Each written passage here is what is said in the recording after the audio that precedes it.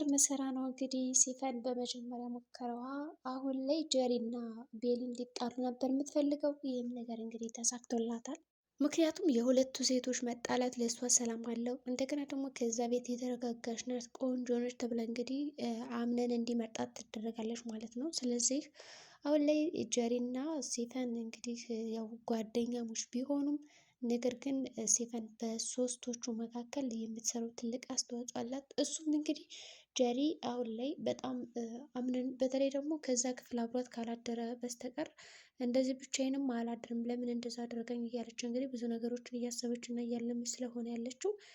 ስለዚህ በአሁንም በወይዘሮ ሜርሲ እርዳታ ተመልሼ ከአምነን ጋር ጥሩ ጊዜ ማሳለፍ አለብኝ እና ይህን ነገር እርጅኝ እያለቻት ነው። ሲፈን ደግሞ ይህንን ነገር ይሄ ነው እንዴት ነው ይሳካላታል ወይስ ደግሞ አይሳካላትም የሚለውን ነገር ቁም ብላ እያየች ነው እንግዲህ በዳር ማለት ነው። ጥጓን ይዛ ምንም እንደማይቀዘው ሆነ እንግዲህ እየተከታተለቻት ነው ያለው። የሚገርማችሁ ነገር ምክንያቱም መጣላታቸው ለእሷ ጥሩ ነገር ነው።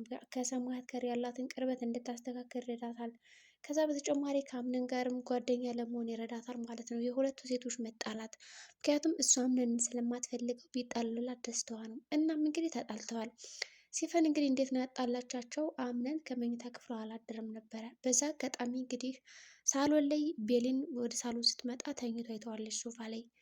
በዛ ሰዓት እንግዲህ ሲፈንም ከመኝታ እንቅልፏ እንደተነሳች በጠዋቱ ሳሎን ላይ ተኝቶ አይተዋለች። እና ምሳ ሰዓት ላይ እንግዲህ ማለት የቁርስ ሰዓት ላይ የት ነበርክ ተብሎ ሲጠየቅ እኔ ሶፋ ላይ ነው ያደርኩት ወደ ክፍሌ መግባት አልፈለግኩም ነበረ ብሎ በመለሰው አጋጣሚ ጀሪ በጣም ትናደዳለች። ለምን ከዛ በኋላ እንዴት ነው ሶፋ ላይ ሊያድር የቻለው?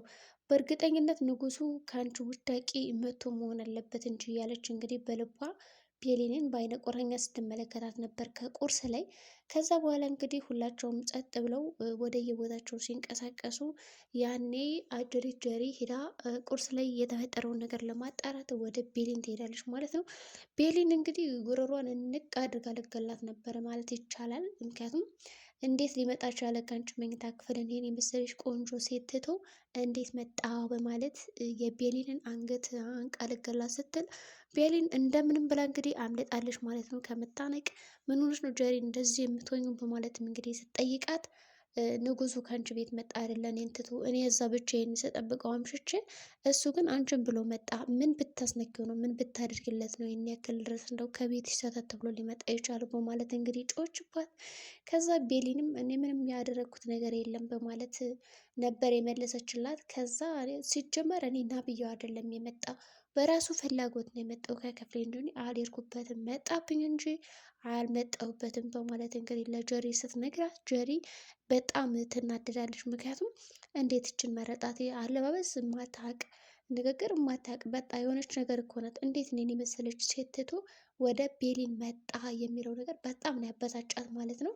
ከዛ እንግዲህ ቤሊንም ልቀቂ በማለት እንደምንም አድርጋ አሸንፋታለች። ይሁን እንጂ ወጥተዋል። እንግዲህ ወይዘሮ ሜርሲም የፍላሽ ጥላ ስለነበረ ሪሙ ከዛህራ ጋር ድርድር ገጥመዋል። ዛህራ በጣም እንግዲህ ስትበቀላት ነበረ። ምክንያቱም የቤቱን ስራ እንድትሰራላት አድርጋለች እያንዳንዱ። ከዛ በተጨማሪ ሜርሲ ፀጉሯ እጇን እንዳለ በቃ ቁሽሽ ብሎ እንደው ጭስ ጭስ ነበር የምሸተው። እንግዲህ ከተማ እንደው አሁን ጭስ ባይኖርም ያው ጭስ ጭስ ትሸቻለች ተብላለች እንግዲህ በጀሪ።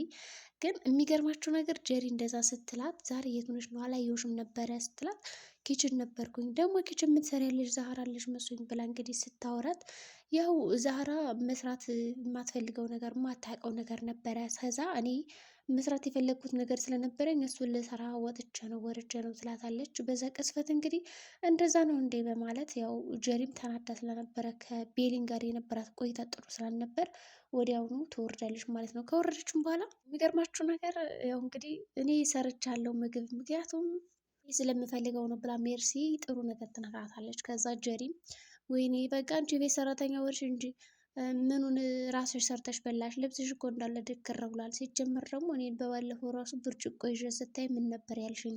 አሁን አንቺ ከኔ ብሰሻል ትላታለች እንግዲህ ጀሪ። ከዛ በተጨማሪ እንግዲህ አሁን ላይ ሲፈን እና ወይዘሮ ሰማያት ስራ ጀምረዋል ማለት ነው።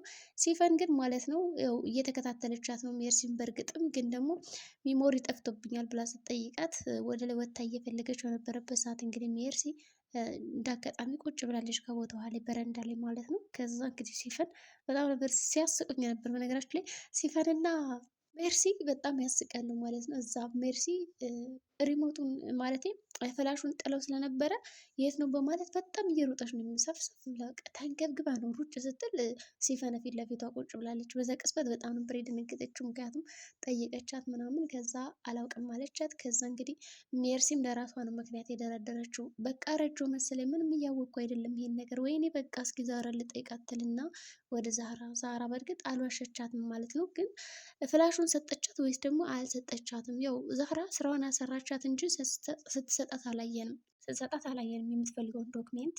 ግን ያ ዶክሜንት ምን ሊሆን ይችላል? ዛራ ለማን ሰጠው ይሆናል? ከዛ በተጨማሪ እንግዲህ አምነን አሁን ላይ ከቤሊን ጋር ጓደኝነት ስለመሰረተ ጀሪን እየቀረባት አይደለም። ጀሪ በእርግጠኝነት ወደፊት ትቀየራለች ብዬ አስባለሁ። ገጸ ባህሪዋ ወደ ተንኮልና ወደ ክፋት እንዲሁም ደግሞ ወደ አላስፈላጊ ነገሮች የሚሄድ ይመስለኛል። ምክንያቱም አሁን ላይ አምነን በጣም ወደዋለች የኔ ነው ብላን የምትመኘው። ከዛ በኋላ ደግሞ ጥሩ ጊዜ ማሳለፍ ፈልጋለሁ ከአንተ ጋር ብላኳል ለመናገር ስትመጣ ወደ እሱ መኝታ ክፍል አምነን ምንድን አደረገው? ወዲያውኑ አልጋ ውስጥ ነው እንግዲህ ትኝት ያለው በቃ ልብስ ሳይቀየር ምናምን ጫማውን ውልቅ ያደረገ ወዲያውኑ ከአልጋው ላይ መተኛት ፈለገ። ለምንድን ነው እንደዛ ያደረገው? ጀሪ ወደዛ ክፍል ስለመጣችበት። ምክንያቱም እሷ ማናገር አይፈልግም፣ ማውራት አይፈልግም፣ ማየት አይፈልግም።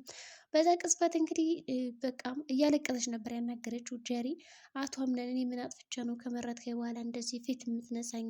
እኔ እኮ ከአንተ ጋር ጥሩ ጊዜ ነው ማሳለፍ የምፈልገው። ስለዚህ ብዙም የተካበደ ነገር አልጠየቅኩም እና እባክህ ትንሽ ደቂቃ ስጠኝ ካለ ጊዜ ላይ ትለዋለች። እንግዲህ ለምና ነው እንግዲህ ደቂቃ ያገኘችው ማለት ነው እንጂ ሳትለምነው አይደለም። እሺ በማለት እንግዲህ እሱም ከክፍሉ እንድትወጣለት ማለት ነው ያንን ነገር አድርጓል። ከዛ እንግዲህ ከክፍሉ ከወጣችለትም በኋላ በቃ ወደ ቤሊን ነው ሄደው። ምክንያቱም የጓደኝነት ጥያቄውን ጠይቋት እሺ ብለዋለች ማለት ነው፣ እንድትቀበለው ነው። ከዛም እንግዲህ ከተቀበለችው በኋላ እንደ አጋጣሚ ቁጭ ብለው የሚገርማቸው ነገር ሲፈንና እንዲሁም ደግሞ ጀሪ መተው ያዩዋቸዋል። ከዛ መኝታ ክፍል ሁለታቸው ነበር እንግዲህ በደስታ እየተሳሳቁ እያሉ ግን ያላሰቡት ነገር ነው የገጠማቸው። ጀሪ መታ አይታለች ማለት ነው። ከዛ ቤሊን ያለች ነገር በቃ እውነት ነው ወይስ አይደለም እያለች ስትጠራጠር ነበር። ምክንያቱም ቤሊን አምነን እኔ ወደ እሱ ክፍል አልሄድኩም እሱ ነው የመጣ ብላት ነበረ ከመጣላታቸው በፊት። ከዛ እንግዲህ በቃ ይሄ ነገርማ በአይኔ ማየት አለብኝ ብላ ወደ ቤሊን መኝታ ክፍል ስትመጣ አምነን ፊት ለፊቷ ቁጭ ብሏል። እናም በጣም አለቀሰች። እንዴት ነው እዚህ ፍራሽ ላይ እኮ ነው ያለችው እሷ፣ እንዴት አልጋ ላይ አትሆንም? ለምንድን ነው እዚህ የመጣው? ማለት እንግዲህ ጀሪ በጣም ታለቅሳለች። ከዛ ቤሊን እንግዲህ ፊት ለፊቱ እንቅ አድርጌ ካልገደልሽው ማለት እንግዲህ ተመልሳ ታንቃታለች ማለት ነው። በአሁኑ ግን ቤኒ አልተቻለችም። እንዲ አንቺ ባንሽና ነው እንደዚህ የምታቂ በፈለግሽው ሰዓት ጉረሮዬን እኔም አንቅሻለሁ ትላትና ጉረሯን እንቅ አደረገቻት ማለት ነው። በዛ ቅጽበት እንግዲህ በጣም እያለቀሰች ነው የወጣችው። አምነንም ከቤሊን ክፍል አንቋሾ ነበር ያወረዳት። እንግዲህ ሲፈንም በዛ ምክንያት በጣም እየሳቀች ነበር ደስ ብሏት። ምክንያቱም የሁለቶች ሴቶች መጣላት ለእሷ ትልቅ ውጤት ትልቅ ስራ ስለሆነ ደስ ብሏት ነበረ።